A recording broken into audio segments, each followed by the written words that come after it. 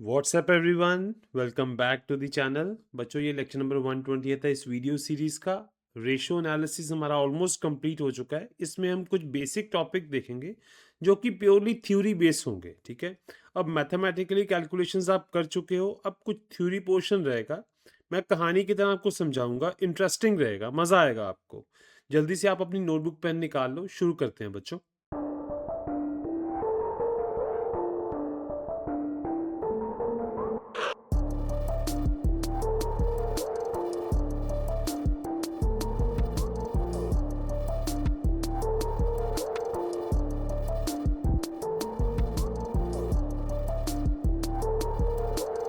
सबसे पहले बच्चों, सीबीएसई ने कुछ ऐसी चीज़ें भी बताई हैं कि जो रेशो एनालिसिस में आपको कंसीडर नहीं करनी।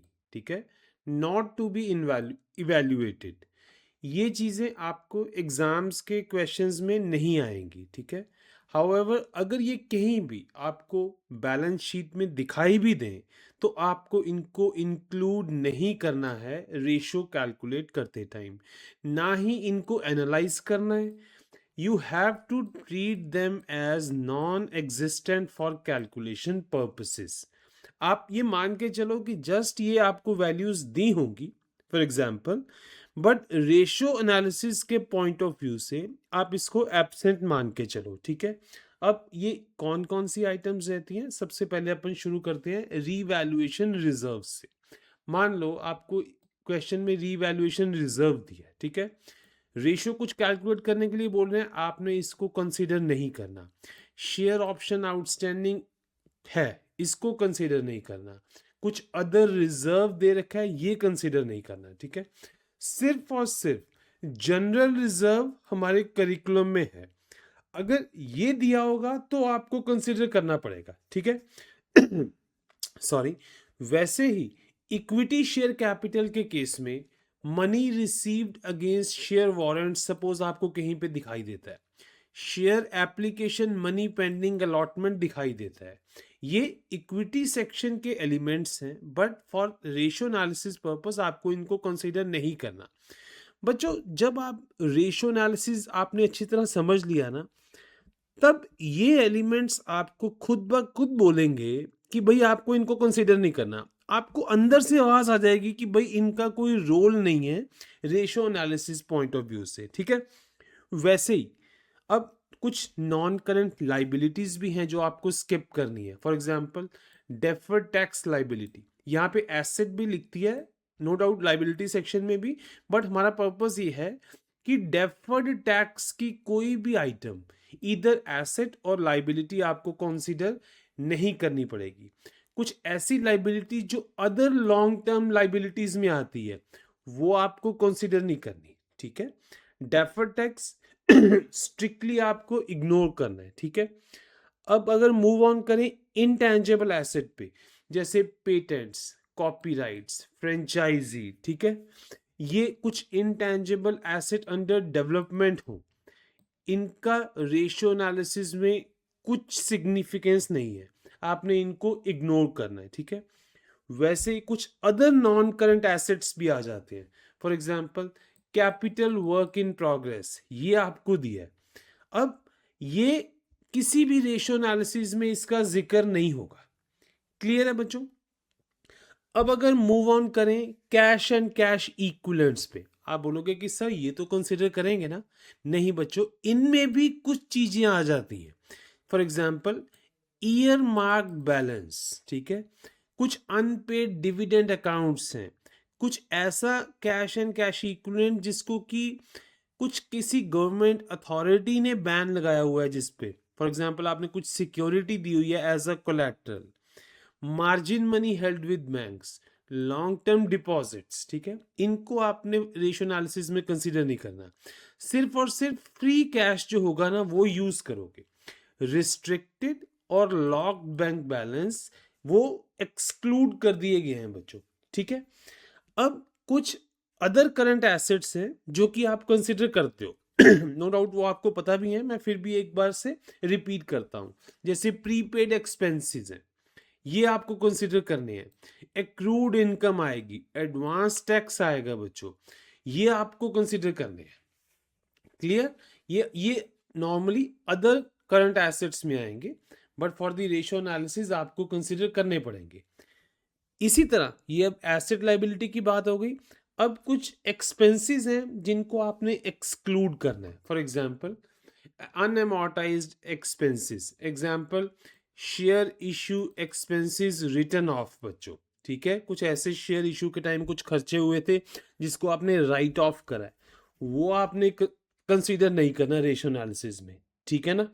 अब ये कुछ मैंने आपको एक्सक्लूजन्स बता दी जो कि सीबीएसई ने प्रिस्क्राइब कर रखी हैं।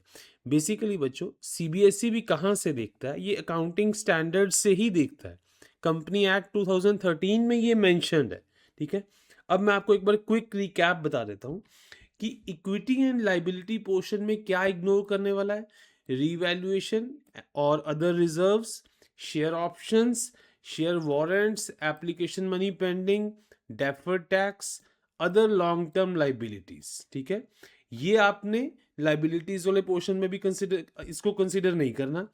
एसेट्स में क्या क्या आ जाता है, इनटैंजिबल जैसे patents, copyrights, capital work in progress. Other non current assets में आ गए earmark bank balance, margin money, unamortised expenses, ये आपको कंसिडर नहीं करने, ठीक है। तो अब कभी भी रेशियो एनालिसिस का आपको एग्जाम में क्वेश्चन आ जाता है तो आपने कैसे उसको सॉल्व करना है। सबसे पहले बैलेंस शीट देखो, एक्सक्लूडेड आइटम्स को स्पॉट हाईलाइट कर दो अपने माइंड में, ठीक है। मेंटली उनको क्रॉस आउट कर दो और बाकियों को कंसिडर करके आप अपना क्वेश्चन सॉल्व करो। क्लियर है बच्चों। ये कुछ आइटम्स मैंने आपको बताई जो कि आपने रेशियो एनालिसिस में कंसिडर नहीं करनी। अब मैं आपको रेशियो एनालिसिस के फंडामेंटल्स बताता हूं कि ये होता क्या है और हम करते क्यों है, ठीक है। रेशियो एनालिसिस क्या है? It is a technique used to analyse financial statements by understanding the relationship between two figures. एक ही स्टेटमेंट के अंदर दो डिफरेंट फिगर्स में जो रिलेशन फाइंड आउट करने की टेक्निक है ना, उसको कहते हैं हम रेशियो एनालिसिस। क्लियर है?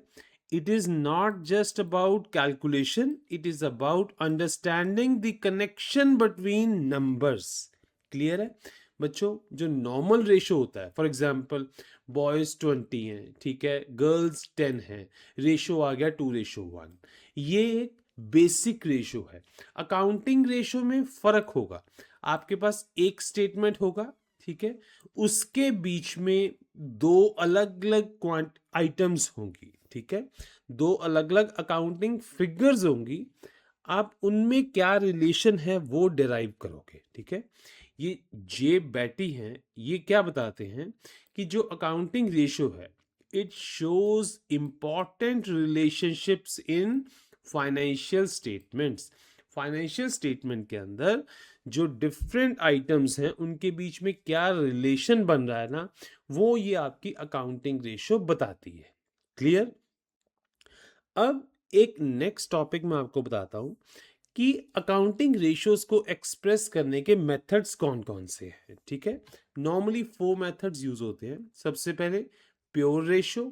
प्योर रेशियो में क्या है, numerator by denominator accounting ratio को रिप्रेजेंट किया जाएगा। बच्चों सब मेथड्स में आंसर आपका सेम ही आएगा, ठीक है, सिर्फ प्रेजेंटेशन का फर्क है। प्योर रेशियो में न्यूमिनेटर बाय डिनोमिनेटर आप रिप्रेजेंट करोगे, परसेंटेज की फॉर्म में उसी नंबर को परसेंटेज में एक्सप्रेस कर दोगे इनटू 100 करके, उसी नंबर को आप टाइम्स की फॉर्म में रिप्रेजेंट कर दोगे, उसी नंबर को आप डेज की फॉर्म में, फ्रैक्शन की फॉर्म में रिप्रेजेंट कर दोगे, ठीक है। तो अब ये बेसिकली 4 मेथड्स रहते हैं, वन बाय वन हम डिस्कस करते हैं। For example pure ratio. Pure ratio में न्यूमिनेटर बाय डिनोमिनेटर आप एक्सप्रेस करोगे। फॉर एग्जांपल करंट रेशियो है, करंट रेशियो प्योर रेशियो में रिप्रेजेंट करी जाती है। बच्चों ऑलरेडी मैंने आपको जब रेशियो एनालिसिस कर रहे थे, हम हर एक रेशियो वाइज हमने ये देखा था कि कौन सी रेशियो को किस तरीके से प्रेजेंट करा जाता है, ठीक है। आई होप वो चीज आपको याद रखनी है कि करंट रेशो आएगा या लिक्विडिटी रेशोज है वो कैसे रिप्रेजेंट करते हैं, सॉल्वेंसी कैसे होगा, प्रॉफिटेबिलिटी कैसे होगा, हर तरह की रेशो को एक्सप्रेस करने का मेथड है, ठीक है। अब प्योर रेशो में क्या आएगा, प्योर फॉर्म में न्यूमिनेटर बाय डिनोमिनेटर फॉर्म में रिप्रेजेंट किया जाता है।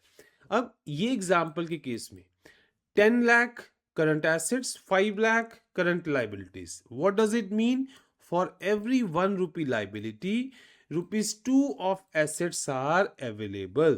तो करंट रेशियो में ये अच्छी लिक्विडिटी बताता है कि शॉर्ट टर्म कंपनी को फंड्स की जरूरत हो तो उसको कोई प्रॉब्लम आने वाला नहीं है, बिकॉज इसकी आइडियल वैल्यू 2:1 है। क्लियर। उसके बाद सेकंड नंबर पे आ जाता है परसेंटेज मेथड।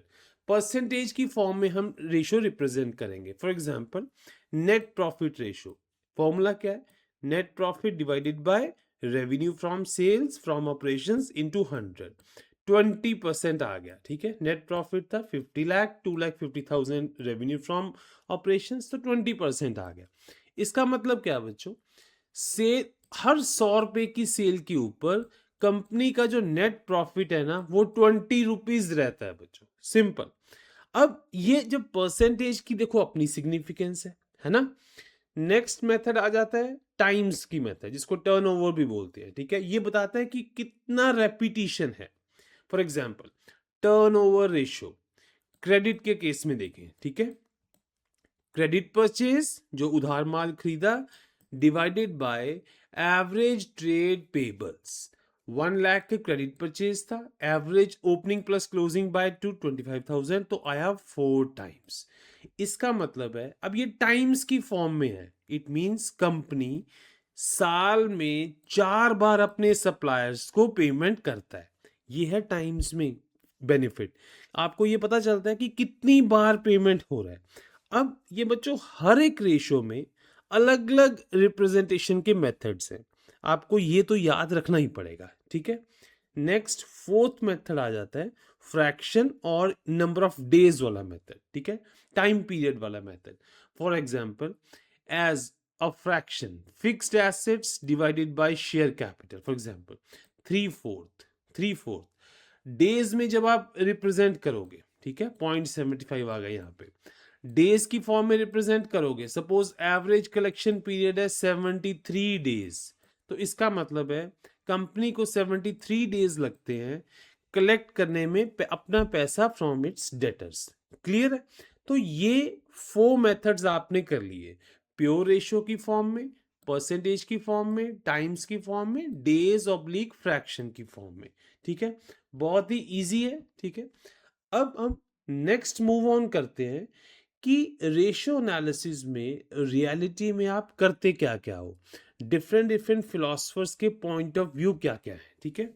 सबसे पहले मेयर्स एक अच्छे इकोनॉमिस्ट हुए, उन्होंने क्या बोला कि रेशियो एनालिसिस है क्या, रॉ नंबर्स को मीनिंगफुल इंसाइट में कन्वर्ट करने का मेथड।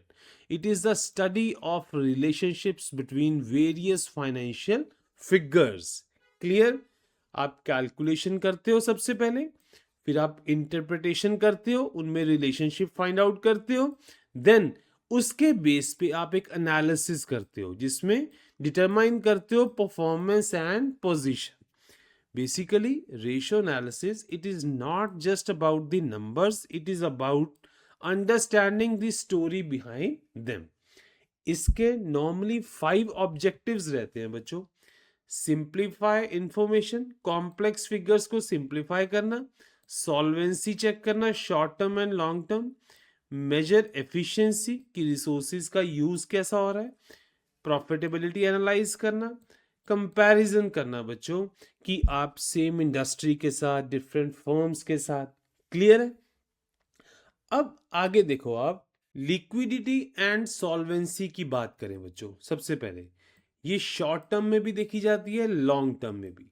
शॉर्ट टर्म में लिक्विडिटी का मतलब है एबिलिटी टू पे शॉर्ट टर्म बिल्स, सॉल्वेंसी आ जाती है लॉन्ग टर्म के केस में कि जो कंपनी ने लॉन्ग टर्म लोन ले रखे हैं क्या उनको रीपेमेंट करने की कंपनी के पास योग्यता है कि नहीं, वो आपको सॉल्वेंसी बताती है, ठीक है।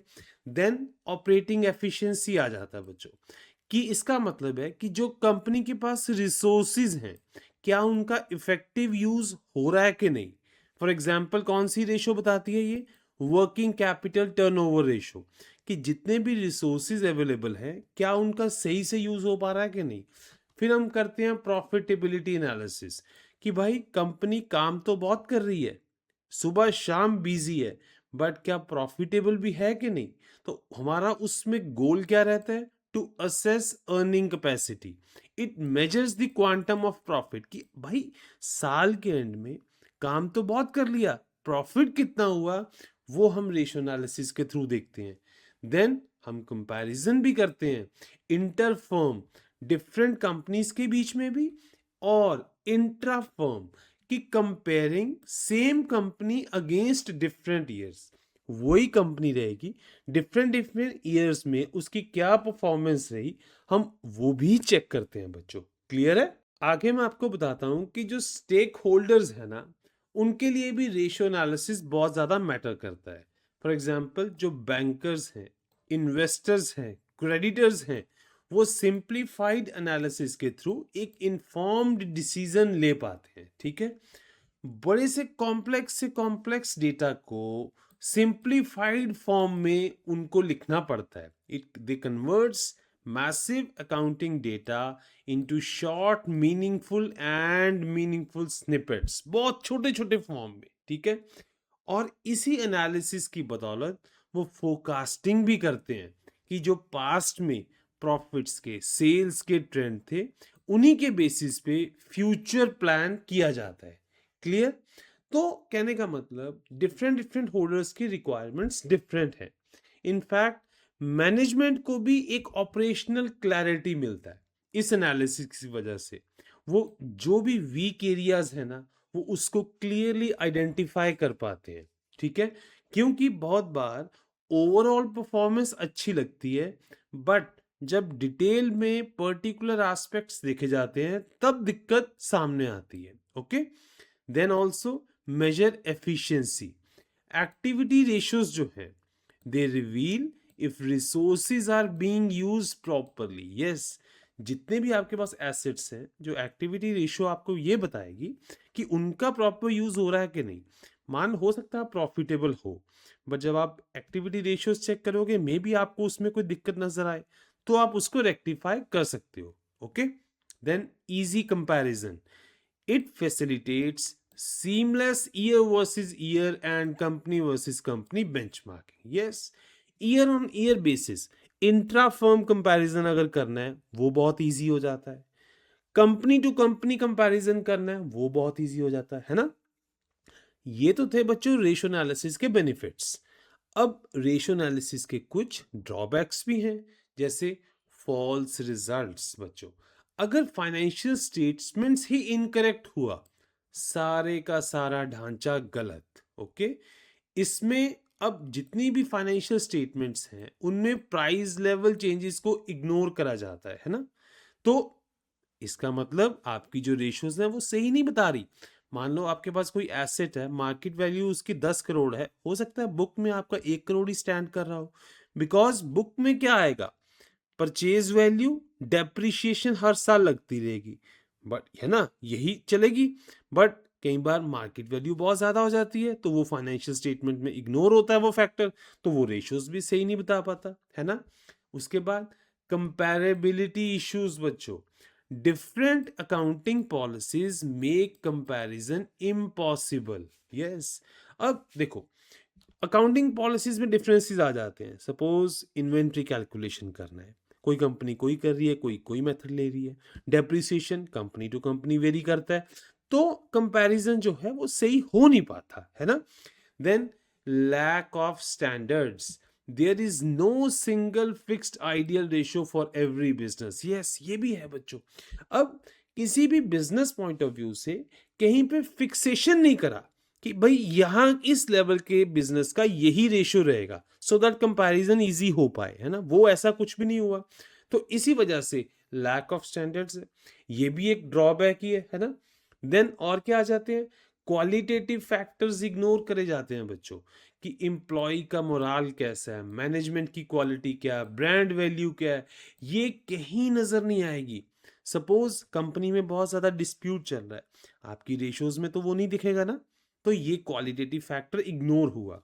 देन विंडो ड्रेसिंग, यस, कंपनी अपने रिजल्ट्स अच्छे दिखाने के लिए विंडो ड्रेसिंग भी करती है। मतलब साल के एंड में सपोज अपना लोन चुका दिया, डेट्स कम कर दिए, है ना, हो सकता है साल शुरू होते ही फिर से लोन ले लें। Means it is window dressing, manipulation करी जा रही है, बट रेशियोज में मैनिपुलेशन नहीं दिखेगी, है ना। उसके बाद पर्सनल बायसिंग भी आ जाती है बच्चों। जो डिफरेंट एनालिस्ट हैं वो they interpret the same ratio differently. हर एक एनालिसिस का सेम रेशियो को डिफरेंट समझने का तरीका है, तो ये भी एक ड्रॉबैक है। क्लियर। अब ये जितना चैप्टर पढ़ा मैं इसको एक बार आपको समराइज करता हूँ, ठीक है। हमने मीनिंग देखा, रेशियो एनालिसिस में होता क्या है, फिर ऑब्जेक्टिव्स पढ़े, एडवांटेजेस पढ़े, देन लिमिटेशंस। ये मैंने कम लिखी हैं, ठीक है, बट थॉरली मैंने आपको बता दी। अब फाइनली हमारा कंक्लूजन क्या है बच्चों, a ratio is not just a number, ratio analysis is the art of understanding the meaning behind the number. जितने भी टूल्स हैं you have to use them wisely to see the true picture of business health. ये था बच्चों ratio analysis का कुछ theory का topic. I hope आपको क्लियर हुआ होगा। कुछ डाउट रह जाए आप कमेंट सेक्शन में पूछिएगा, मैं उसके आंसर करूंगा। और अगर आपको ये वीडियो वैल्यूएबल लगा है, इसको आप अपने फ्रेंड्स एंड फैमिली के साथ भी शेयर करो, सो दैट वो भी इस वैल्यूएबल कंटेंट का बेनिफिट उठा पाए। थैंक यू सो मच बच्चों, अब मिलेंगे हम नेक्स्ट वीडियो लेक्चर में।